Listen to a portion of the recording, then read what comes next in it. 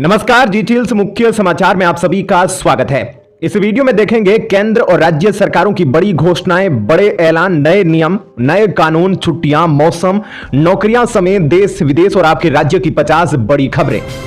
PM Modi ने Laos में ASEAN Bharat शिखर सम्मेलन में हिस्सा लेकर भारतीय संस्कृति की झलक दिखाते हुए जापान के प्रधानमंत्री समेत कई राष्ट्राध्यक्षों को अनमोल उपहार दिए। इनमें महाराष्ट्र की 92.5% चांदी से बना खूबसूरत लैंप और तमिलनाडु की मीनाकारी वाली बुद्ध प्रतिमा शामिल थी, जो भारतीय शिल्प कौशल का प्रतीक है। रतन टाटा के निधन के बाद जील के पुनीत गोयनका ने उनकी बायोपिक बनाने की इच्छा जताई। सुपरस्टार सूर्या, अभिषेक बच्चन और आर माधवन को लीड रोल के लिए संभावित माना जा रहा। कोलकाता रेप मर्डर मामले में भूख हड़ताल कर रहा डॉक्टर गंभीर बेहोश होने के बाद ऑक्सीजन लगाई गई। आईएमए ने ममता को लिखा, मांगों पर फौरन एक्शन ले। नासिक आर्टिलरी स्कूल में 2 अग्निवीरों की मौत। फायरिंग प्रैक्टिस के दौरान सेल ब्लास्ट हुआ। एनसीपी बोली दोनों को शहीद का दर्जा दिया जाए। भारतीय सेना को जल्द ही 20,000 से अधिक नई एंटी टैंक गाइडेड मिसाइल और 1500 लॉन्च सिस्टम मिलेंगे, जो 17,000 फुट ऊंचाई और हर मौसम में दुश्मन टैंकों को नष्ट करने में सक्षम होंगे।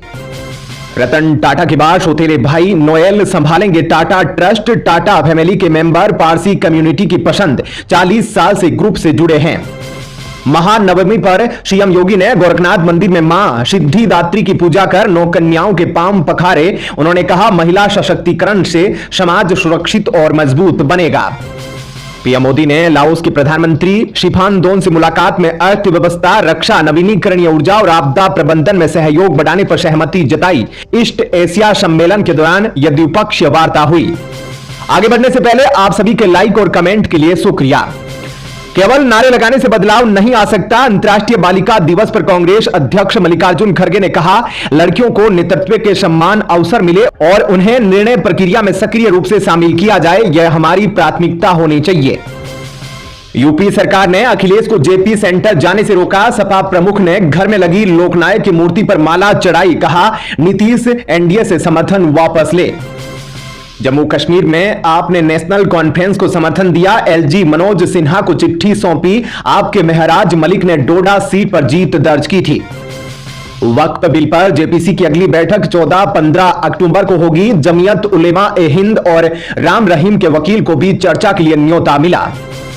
शिंदे सरकार ने ओबीसी को साधने के लिए आय सीमा 8 लाख से 15 लाख रुपए करने का प्रस्ताव केंद्र को भेजा। महाराष्ट्र एससी आयोग को संवैधानिक दर्जा देने का मसौदा भी मंजूर।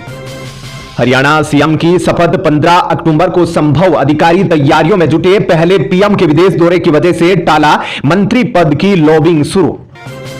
कर्नाटक सरकार बोली, स्थापना दिवस पर कन्नड़ झंडा फहराए। डिप्टी सीएम बोले, कोई भी व्यक्ति कन्नड़ भाषा जाने बिना कर्नाटक में नहीं रह सकता। नवी मुंबई एयरपोर्ट पर पहली बार विमान उतरा। वायुसेना के C-295 का सफल लैंडिंग। सीएम शिंदे भी विमान में बैठे। एयरपोर्ट मार्च में शुरू होगा।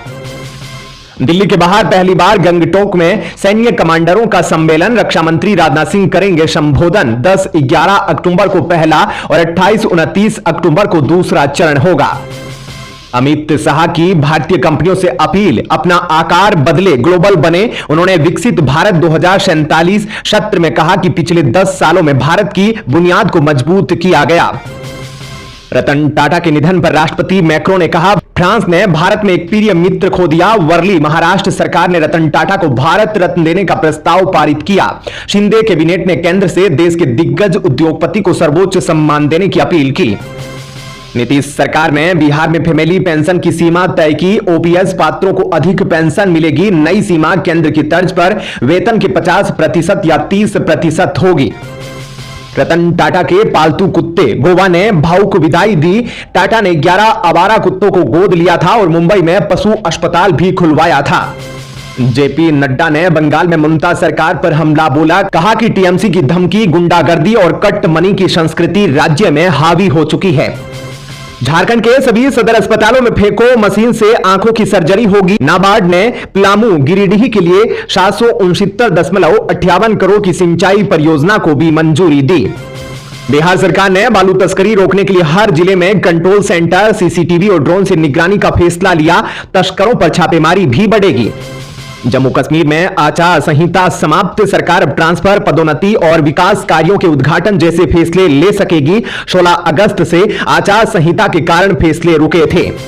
बिहार डाक सर्किल ने रतन टाटा पर जारी किया स्पेशल कवर, सीएम नीतीश बोले उनकी विरासत पीढ़ियों को प्रेरित करेगी।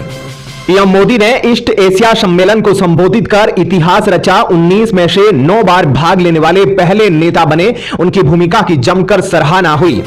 हिमाचल सरकार ने एनपीएस कर्मचारियों को 50% महंगाई भत्ता देने का फैसला किया, जो अब तक ओपीएस के तहत 38% था, 12% लंबित डीए भी मिलेगा।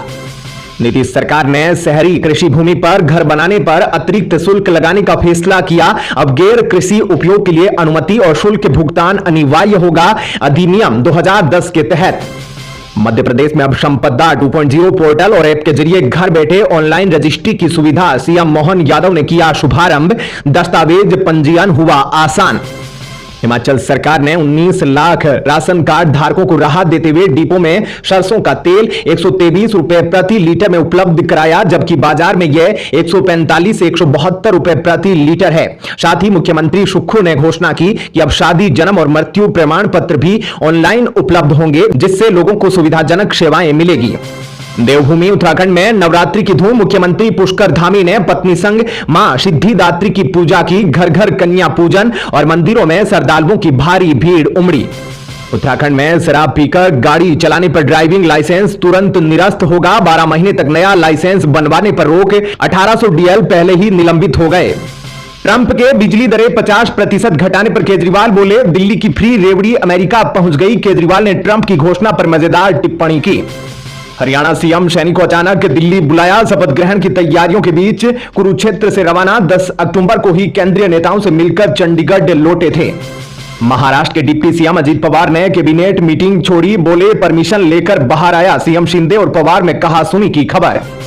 विजयदशमी पर लगती है साधु संतों की अदालत, सीएम योगी दंडाधिकारी बनकर करते हैं न्याय। नाथ संप्रदाय में वर्षों से निभाई जा रही है यह परंपरा।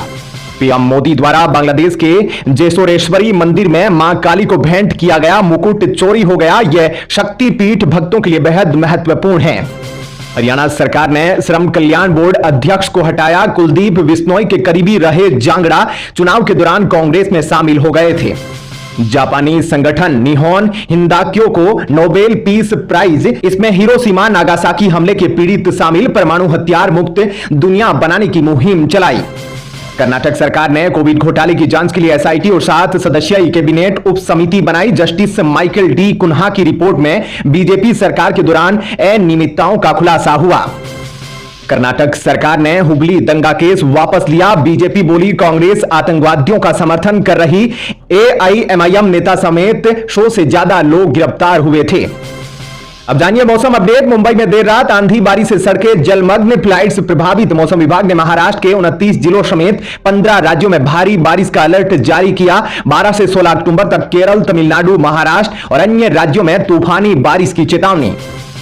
हैदराबाद के दुर्गा पंडाल में तोड़फोड़ की खबर, देवी की मूर्ति का हाथ तोड़ा। पुलिस बोली आरोपियों ने दान पेटी हटाई, जिससे प्रतिमा खंडित हुई। बांग्लादेश में कट्टरपंथियों ने दुर्गा पूजा पंडाल में गाए इस्लामी गीत, हिंदू समुदाय ने आपत्ति जताई।